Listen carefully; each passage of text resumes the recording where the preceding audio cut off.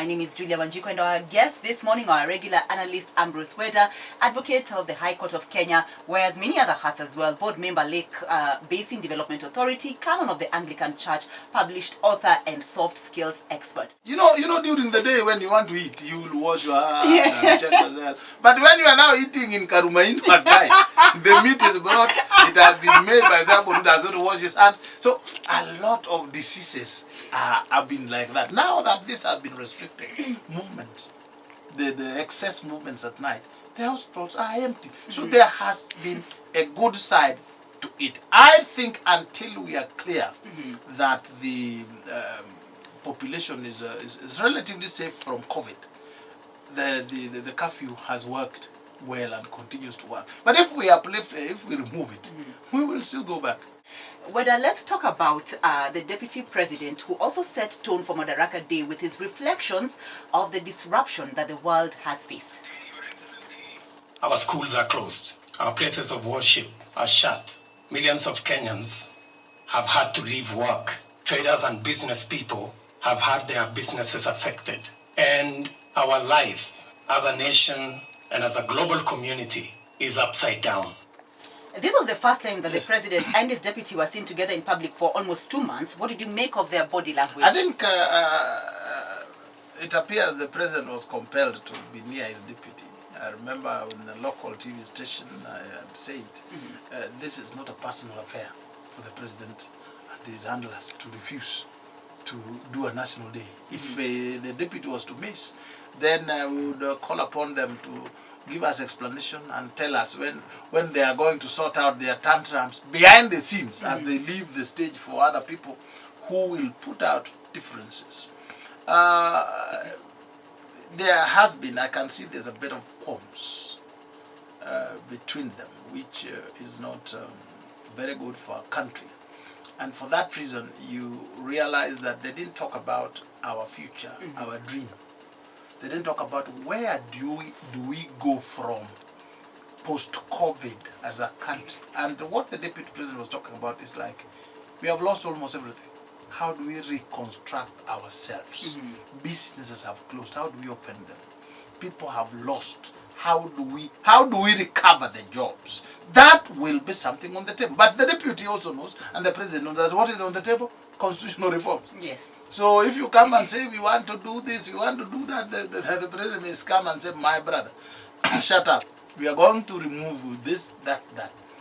So from what you could see, the national ethos was lacking. It was like, let's be gentle to each other. Let's be respectful. I am your deputy. Let's go on. But you'd have seen a situation where the two of them, the way we were looking for votes for Jubilee, the two of them saying, do not fear. Do not be afraid. Have courage, the people of Kenya. Immediately things clear. We are going to set back an agenda that will put us into the strength that we have seen in the last few years. So that was not there. On COVID-19 has been the recovery of Bishop Margaret Wanjiro, who was in the ICU after being infected with the virus. For COVID, I did not go to hospital for a cough. People are waiting for coughs. People are waiting to sneeze until makamasi inatoka hivi ndio unakimbia hospitali kuangaliwa kama uko COVID. Mimi siku sneeze na sikuenda juu ya kukohoa. Well, Bishop Wanjiro speaking after her church after her quote-unquote remarkable recovery, the experts have said the less symptomatic a person, like Bishop Wanjiro says she was, the faster they shed the disease. But many Kenyans have been cynical about her dramatic recovery. I don't think Bishop Wanjiro is one person I would like to proffer an opinion on. We leave it and we leave it with her Jehovah, because her credibility as a human being is very wanting. She is one person. I remember when they were debating with Megona. She said she had so many degrees, she's doctor. But when she was asked about basics of this high caliber papers, she had absolutely no idea. So, and she can say that without a blink in the name of God. So now she's saying that you wait for a cough, you wait for a what. By the time you're being put in ICU, It basically means you're being put on ventilators. It means you can't breathe on your own. That is the only reason why you are put on ICU. Otherwise, you can have COVID, you can be coughing and you're breathing, then they keep on managing you with the drugs that they're using to manage the HIV, and the people recover. So there's nothing dramatic, but the way she's talking, she's like, she wants to say, God did this for me. Yes, God does these things for us. But sometimes the way the people, the miracle workers disappeared here in Kenya and in the whole world, we are saying, hey, what happened? So for Bishop Wanjiru, we thank God that she's out of danger. And we would just be glad that she thanks God for her recovery, whether she was coughing or not coughing or doing what. But that recovery, if at all she was attacked, one part we have not done and may take long is what will be the post-COVID attack effects. Do you understand that? Right. We have seen in England, there are people having problems. People having respiratory problems, vessel problems. So let her not go out. And we don't even know that when you recover, the virus is completely gone. We still don't know. So if you recover from it, let's keep our distance. Let's allow people to stay. Let's not just thump. I'm telling you, one thing there's something the Bible says, I found it very, very strange. When a servant becomes a king, I read it and I said, God, this is you talking. I have seen people who have come from scratch, from eating dustbins to eating caviar. The way they lord it over others, the way they behave. No wonder God said it is an abomination when a servant, a slave becomes king. You see, it's something very big. We have seen people fall in. The people like Gideon Moy, they have also fallen in. They come out, I'm not saying of COVID, but when they come out, they are not just thumbing. Why Bishop Wanjiru come out and say, yeah, you see, mine was not coughing, mine was not what? Why don't you just say, Jehovah, thank you so much. Got this thing, I've come out, I see what Kenyans have gone through, what the world is, and we are praying and we shall overcome COVID. Let her be an inspiration, not some brave, whatever. You should tell us, we are waiting for the aborted wedding. The last few weeks, you ranked world leaders in terms of their response to COVID-19. And you may not have mentioned outgoing Burundian President Pierre Nkurunziza, but he has been very dismissive of the virus. I mean, he organized elections and even chased the WHO from Burundi until it struck his own household and his wife was flown to Kenya for treatment. In Burundi, it's important to note that Kenya is a country that has very good health infrastructure, and we continue to celebrate that and to promote that, including all forms of medical tourism. And this issue is an issue that touches on foreign affairs and a comprehensive statement. So clearly, Weda, just like Tanzania, Brazil, USA, when leaders fail to hit the dangers of COVID-19, then it can teach you a very painful lesson, as the Burundian president has found out. I've always told Kenyans, I tell myself, there is nowhere credible where the ignorant teaches the knowledgeable. If you want to grow in life, please have mentors. And there are qualifications of a mentor. One, a mentor must be somebody better than you, greater, showing you follow my footsteps. I have gone through it, imitate me. That's why Jesus Christ is the chief mentor. So when you want to grow, surely, I don't think, like in East Africa, Kenya has no equal.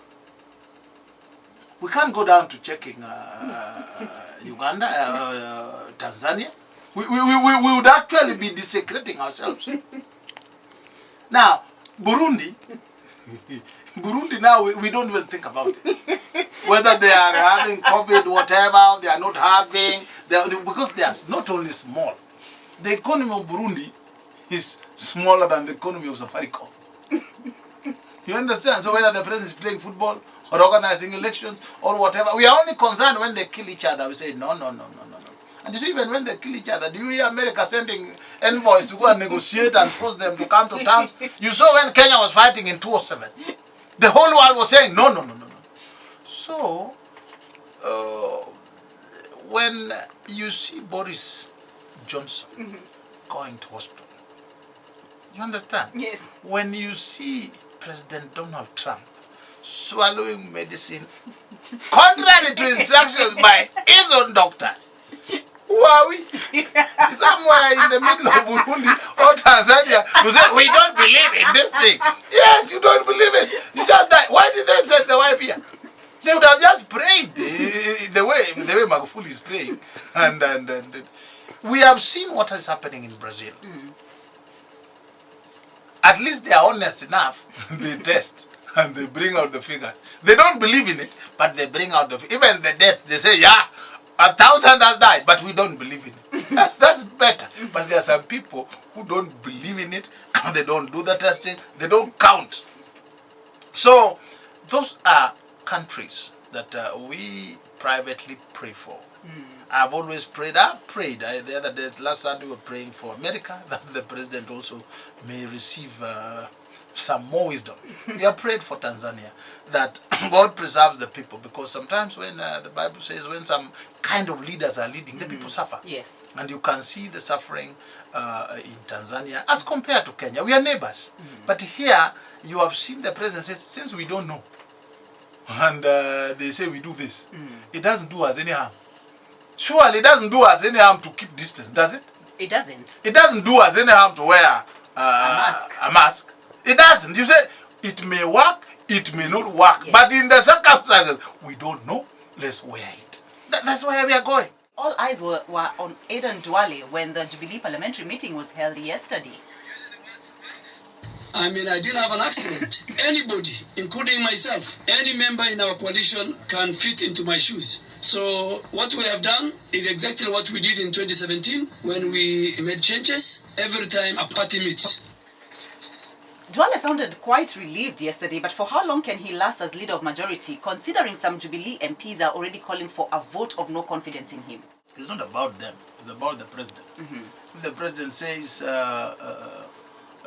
Duale out, then they will be very noisy.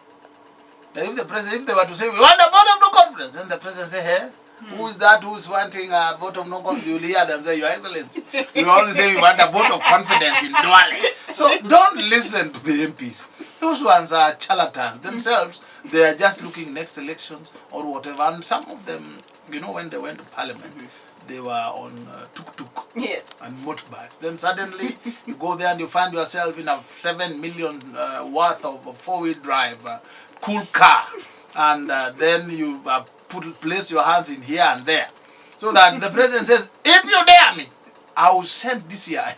So these people are scared. They will not. So if the president says, let's hold on with Duale for now, then Duale will be there. If he changes his mind, it will go.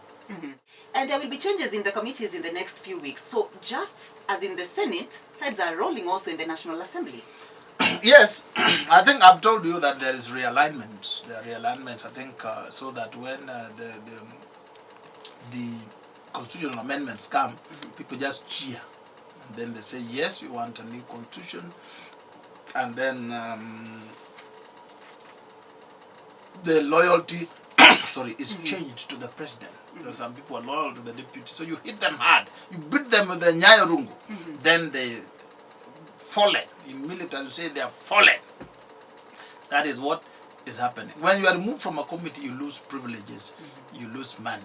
But their falling is more to send a message that the deputy president is not a force to reckon with anywhere. Is the president, and what the president says is what is required. So that is where they are going. And how long that will be, I don't know. Because I remember even President Moi in 2002, he had everything set. He had everybody, including Raila, in his setup. All of them. Then he said, we want a Uhuru. Then people started breaking. They started going. So even President Uhuru may say, I want to be Prime Minister, Raila will be President. You never know with the world. Don't have his contact. The contact I have. Have you apologized to the party chair? Through the whip. No. Senator, But that's Mr. Chair, sorry, that was the umeomba instruction. msamaha kutoka kwa mwenyekiti wa chama. Hapana. What did you mean by those words of bring it on? You know, I was defending our party against the perpetrators. Who are the perpetrators? People who really don't support our party. Do you have any? Mr. Chair, there was also... Senator Omanga facing the heat at the disciplinary hearings last week. Do you think this scare will silence the Tanga supporters for a while? Because many of them seem to have been humbled in recent days when the threat of what you like to call Nyahunyo. Kenyans are normally like that. These same people went with more in 202. We were all in Kanu. When also Honorable Raila joined the Kanu, now we the people from Luland. If you are not in Kanu, then you are an enemy of the people. Yes. So we were all in Kanu, and we went on until Raila said, Tinga Tinga now it has been lit inside the Jogo. So you can marshal people, put them together, scare them. But history has shown that people who are cowed does not necessarily mean they are defeated. So for now, especially those who don't have clout or those who don't have issues that they can stand on, they will be quiet because we still have almost 2 years. But when you are 6 months to elections, you will see people in their real color. They have done so before.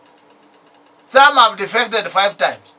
He defects left, then he goes back to right, then he comes again, and they have no shame. So that is what will, I think the marshalling is for constitutional review so that nobody says no. And there's fear that the deputy president may say no. I think that is why all this is done. And then some of these nominated senators, you hear that kind of grilling.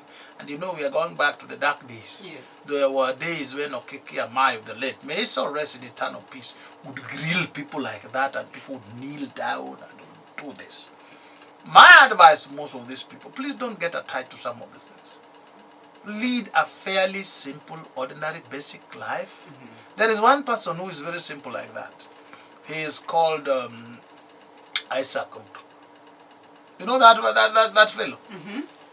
Isaac Ruto is one fellow you can sack from cabinet and he goes into Matatu and he laughs about it.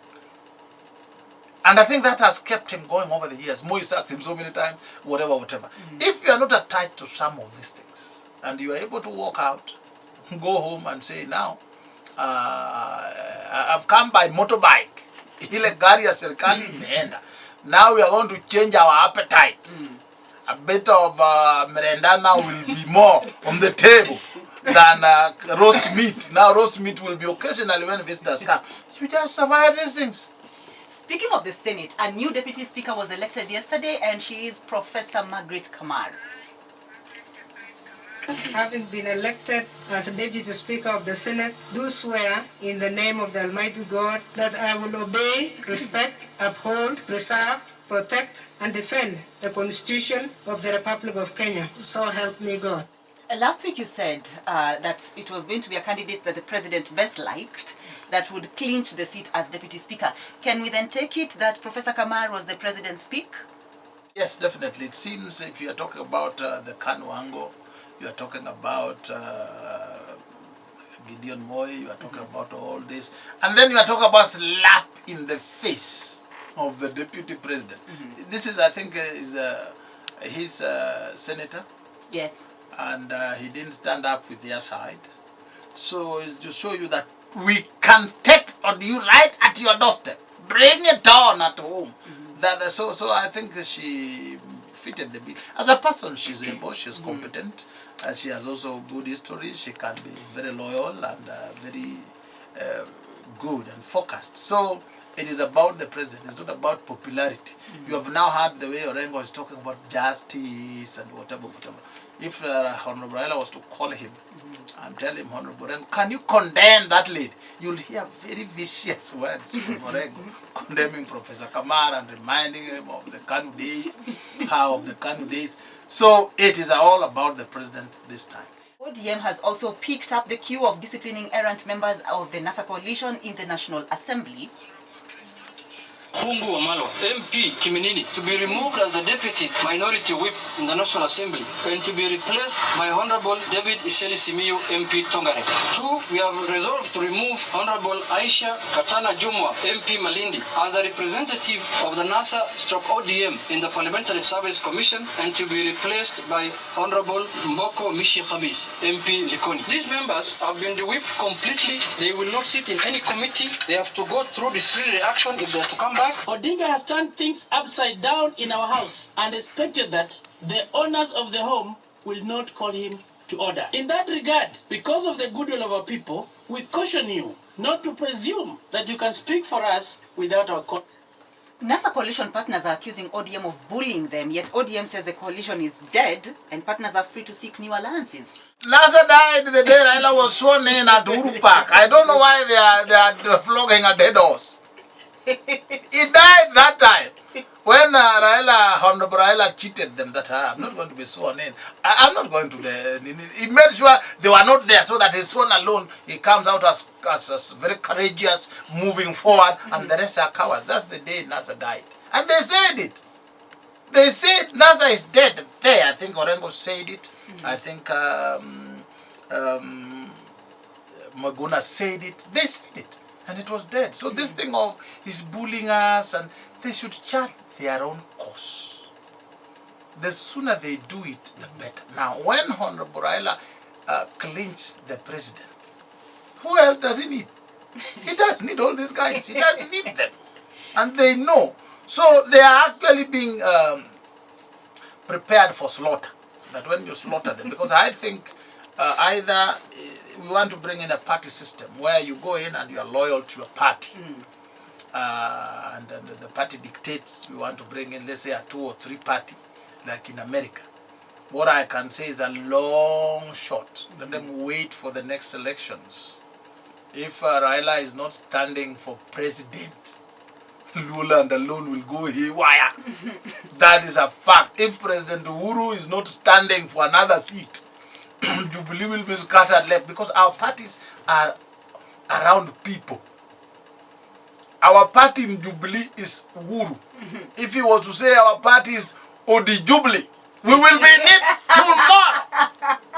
You understand that? So that will take a long time. We will have to move from individual engineered parties to the party ideology. So for that, I think they're trying to force it. But forcing it, history in Kenya is replete with examples.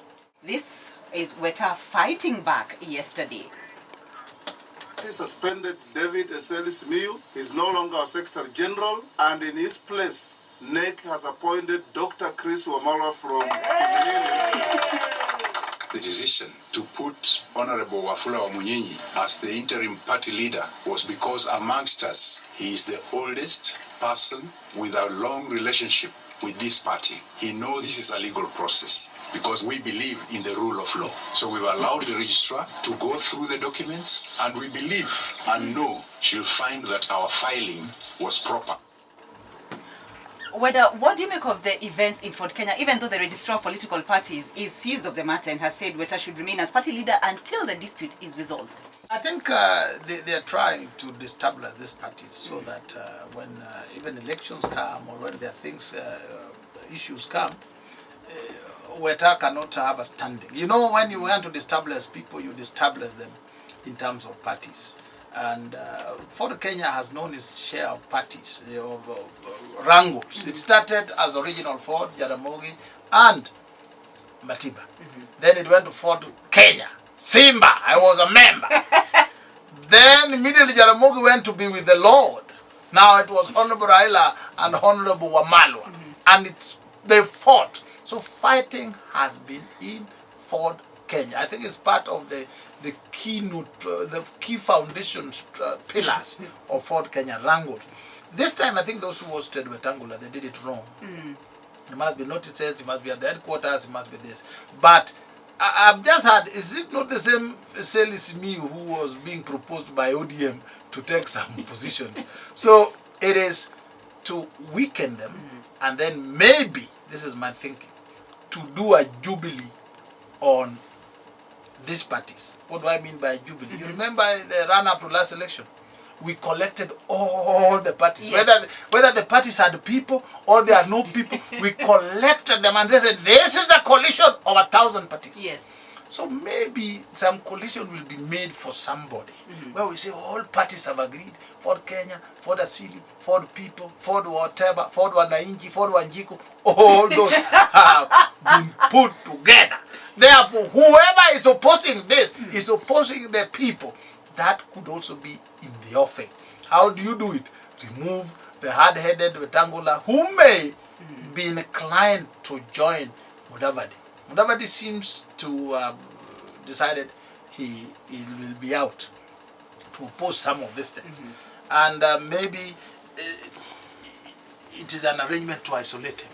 Where they say, you are alone, you are always alone, and then you go to the lawyer land and you tell the lawyers, this one is heading nowhere. This one is useless. And then he's abandoned and is finished that way. But if you look at it, maybe the future belongs to Musalia Mudavadi or the deputy president. Raila will now work well if he's supported by the president. If the president does not support him, I think he has lost a lot of ground.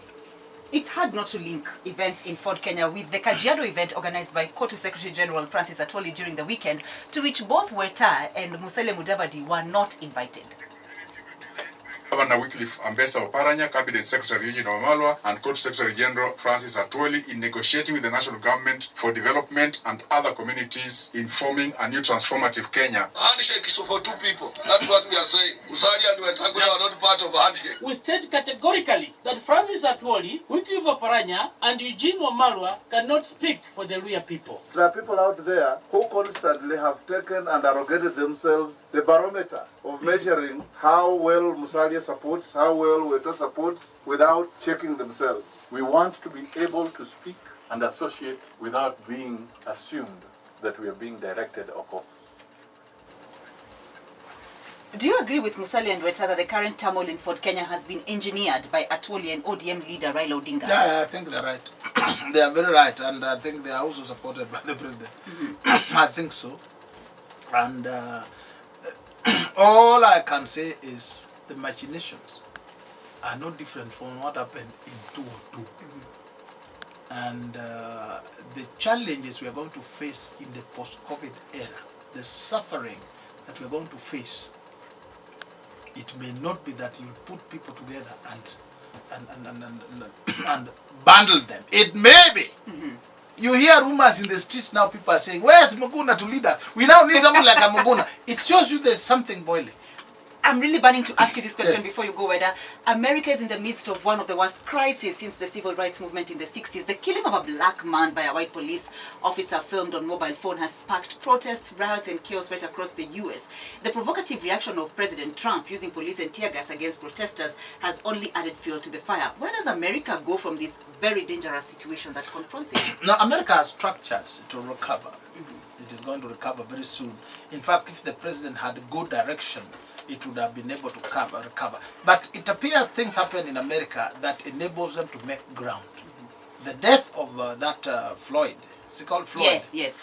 His death is actually, his blood as it flows is going to increase his pace, to increase the level of respect, to bring the people more closer together. And you can see that that's what it's doing. So sometimes I think the King of Kings allows certain things to happen so that as you emerge stronger. So you're looking at it, you look at the president, even what the president is doing, it is so strange that sometimes I say, God, are you using this man? Or who is using him? But let it be for the good of America. The beauty is they have structures. They are tolerant. They are able to improve on certain things as they go wrong. So it is a very unfortunate thing. It is a video that when you see it, yes, then you say the devil is fat. Yes. But from it, God said we can do all things. And in Him, we are more than conquerors. I think America will come over this, and the racial tensions will recede, and people will look at each other more. God did not create us white or black or whatever. He created us human beings. The only test you want to know is whether your blood is green or yellow. If it is red, finished.